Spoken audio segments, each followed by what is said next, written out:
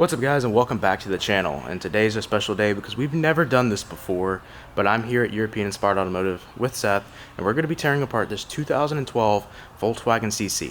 We're going to be pulling the engine out. We're going to be doing a full internal build on it with whatever parts the customer supplied, which we'll go over later in this series. But for now, let's get this thing up on the lift, drain some fluids, and then we can get this motor out. Alright, but before we completely destroy this thing and take the motor out, I want to show you guys what it looks like and what we're working with already. I know he's already done suspension and wheels. He's got a splitter from Maxton Designs. Not sure what company that is, but you Volkswagen people might know. I don't know if they do Volkswagen specific or what the deal is with that.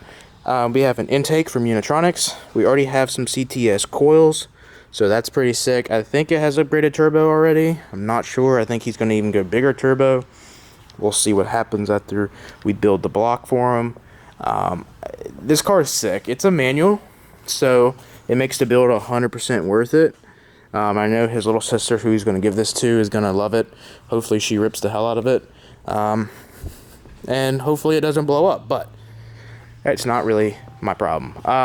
Let's get the car on the lift and drain these fluids out, and then I'll introduce you to Seth here on the channel, and then he'll go over pretty much a little bit more about what we're doing. What's up guys? Jason gave y'all the rundown. We got a 12cc with a CCTA engine, doing a complete rebuild on it. In addition to what Jason's already told you, we know it's got a CTS Stage 2 turbo and an upgraded Stage 2 clutch. I'm going through now. I got the oil and the AC, the Freon drain. I still got to do the coolant. I'm going to work on that as I get the bumper cover and the lock carrier off with the headlights and everything, so I can free up the front end to get the motor out. I'm going through getting the necessities taken off or whatnot so I can get it hooked up to the hoist and get this thing out. This is going to be a cool build. This gentleman brought it to us from a couple hours away because he's seen us what we got going on.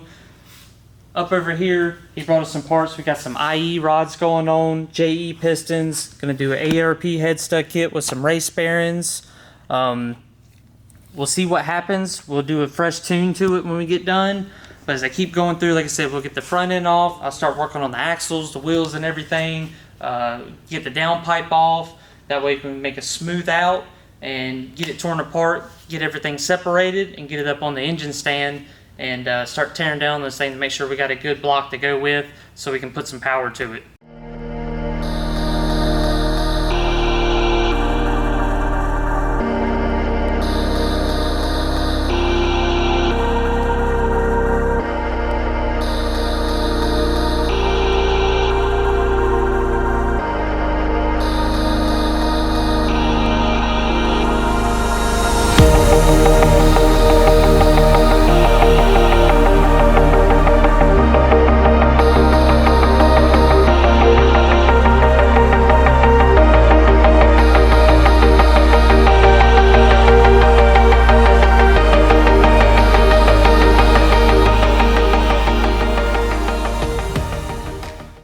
Alright guys, motor's out. I'm going to do a look over now that I have it completely out, make sure everything's good to go. I see a couple things that are going to need repaired, but as I go forward with it, I'm going to get the flange out of the trans for the axle so I can smooth and remove the transmission, get the rear main seal off, take some accessories off so I can get it up on the engine stand and start the full disassembly and see where we sit with everything as we go forth.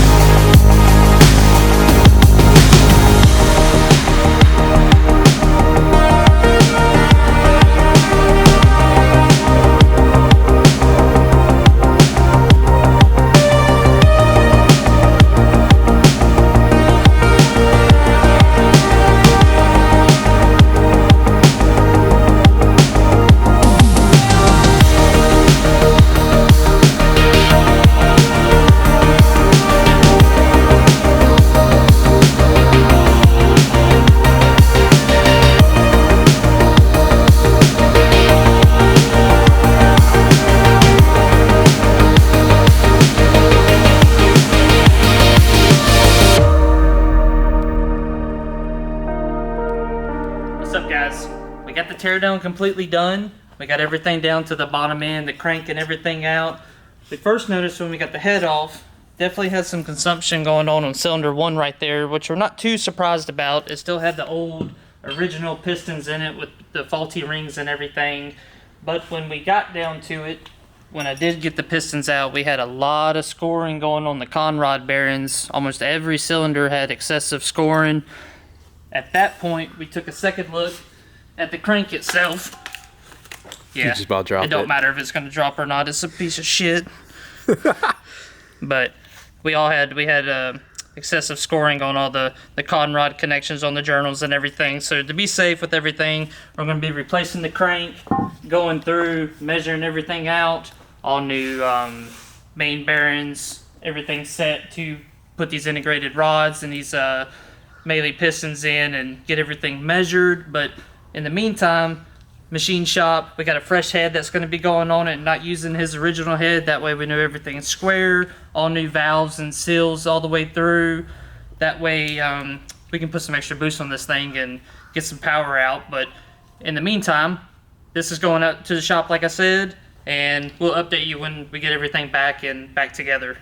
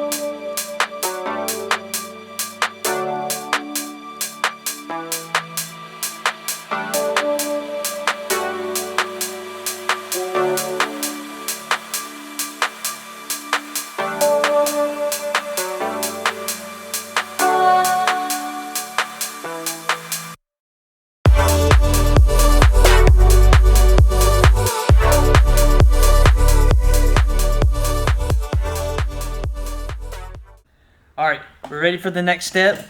A little bit what I've done. We got the bottom end going through, got the crank swapped out with new crank bearings, everything tightened up. Got the IE rods with the new pistons in stock, as you can see in. I got them set at almost at top dead. I got a little bit above top dead because now we're going to go through the head procedure and installing these ARP studs. So I'm going to get them through, do your bolt paste. You can see where the top end is. I'm going to put some bolt paste on, smooth it, hand tight. I'm going to take them down till I feel it stop. Then I feel it. I'm going to loosen a little bit, then go back again, just hand tight. Go through all 10 of them. That way we can get our new cylinder head that's been refurbed and everything installed. Got all new valves, valve stem seals and everything. Clean deck checked. That way we know we have a good surface to make to. New head gasket. I'm going to sit here and go through all these. Essentially the same way. Get them hand tight. Just tighten them a little bit.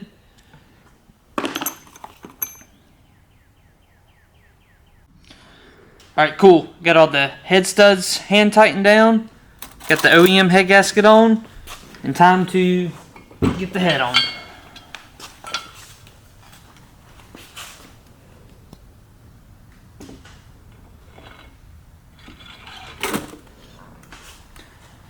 Make sure it's set, mated, everything's solid. The next step with the ARP steps is getting the washers on, which I've already pre-lubricated the studs up top. So I'm going to get these guys on individually, maybe.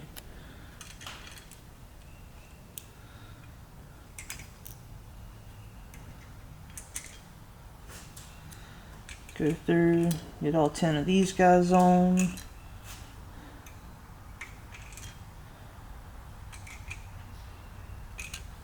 Go back and do this one. Cool. Now for the nuts. Little 12 millimeter 12 point. and go down, hand tighten them. As it states in the instructions, we're going to go through a 3-step process up to 80 foot-pounds. So I'll typically do a 35, then a 55, and do the last one at the 80.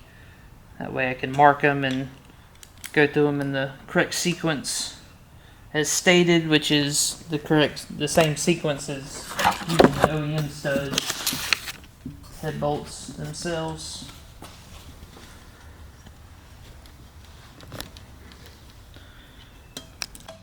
Cool. So before I tighten, or I should say start the torque sequence, I'm just going to go through by hand, snug them, make sure everything meets the way it should.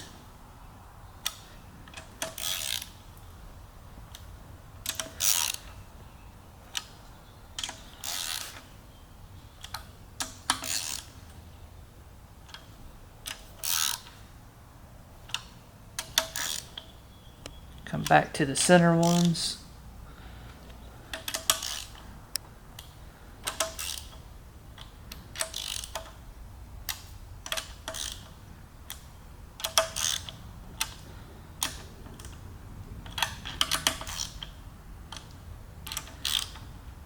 One last check at the center. Super tedious process. Grab the paint pen, because it's going to be your best friend.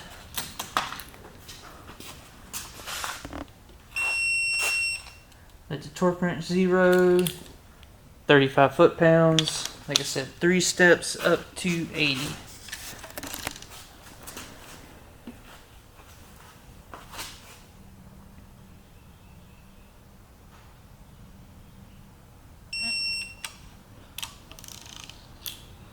Now for these first ones, I ain't going to put a mark on the stud, so I don't want to confuse myself, so I'm just going to put little dots on the oil passages so I know where I stand.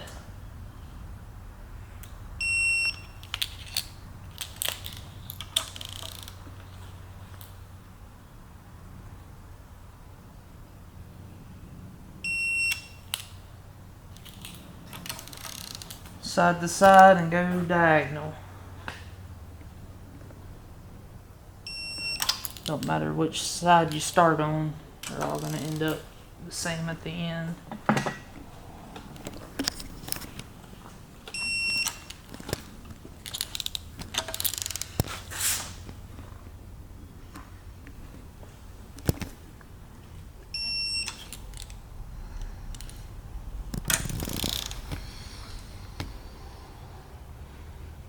Important to take your time so one, you don't get out of order, forget which one you're on, and have to go back and start from square one. Number 10. Cool. Now I'm going to bump the torque spec up to 55 foot-pounds for number 2.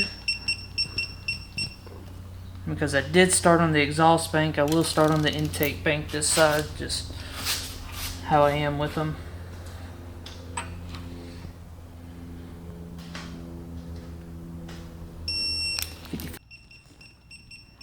Got round 2 done, setting it to 80 foot-pounds to finish up the last set.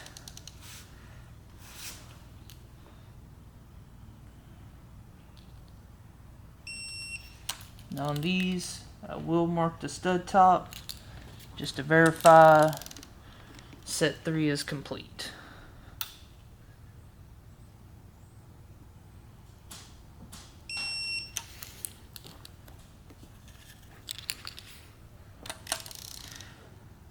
Same step procedure. Oh shit. Appreciate that. Sliding around a little bit. Sliding around town with the girl I love. I won't finish that. My words aren't the same as the song, I promise.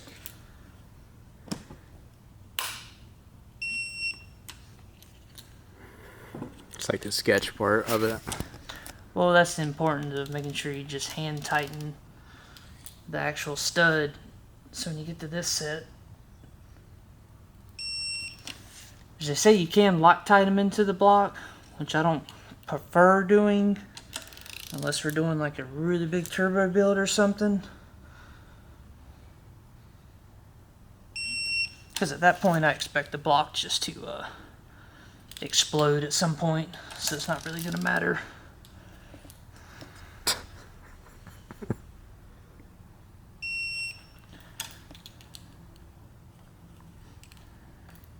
Number 9.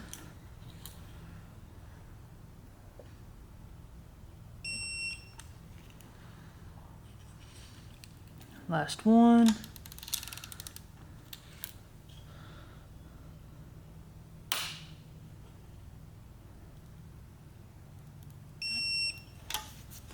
Cool deal. Head studs on, everything's tight.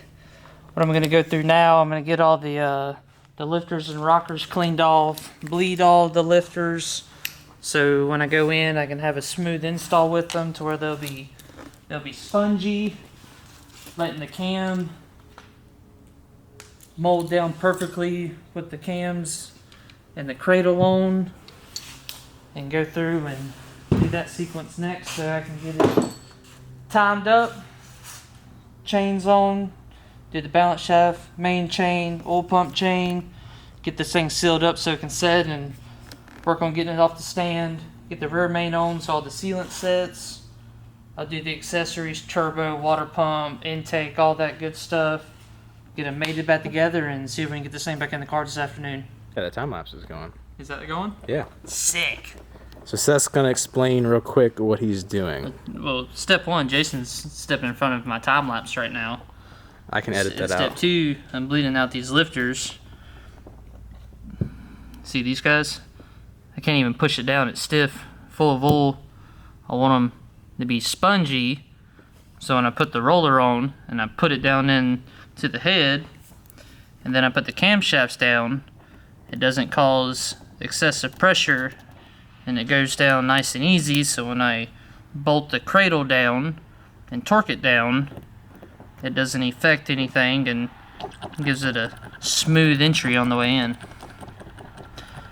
That way I can get this done, finish installing these on the exhaust side, get the cams in, clean the cradle off, and get this thing timed up so it can be sealing overnight. You know? I think it's time to go to Texas now. Oh, it's time to go to Texas? You hear that?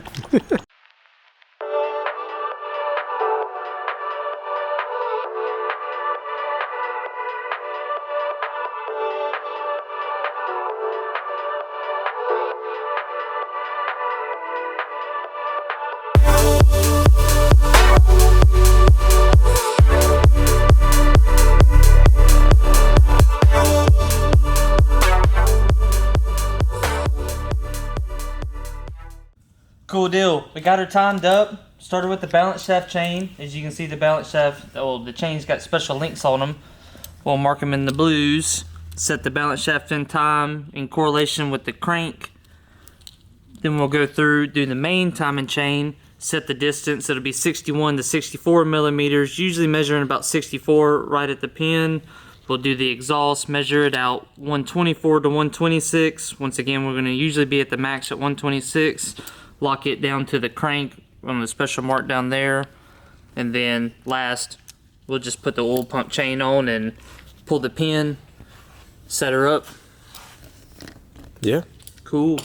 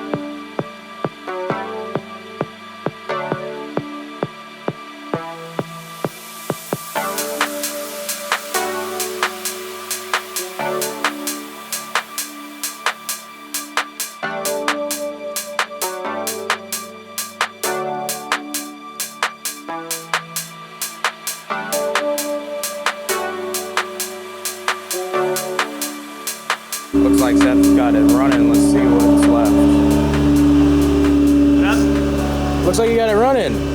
Something like that. What's left on it?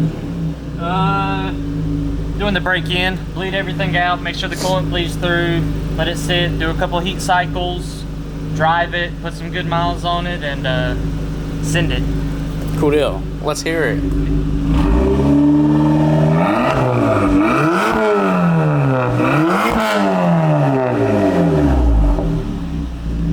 Heck yeah. All the new burning off of it.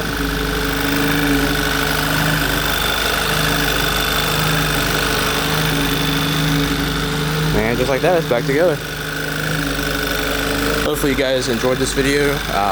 If you can, leave us a sub, like, subscribe, comment down below what you guys thought of this build and what kind of builds we should do in the future. I know this was a customer request, but we also plan on doing our own projects, so let us know what you guys would like. And I'll put all the shop information and everything down below in the description. But yeah, I hope you guys like this kind of content. Until next time, guys, I'll see you.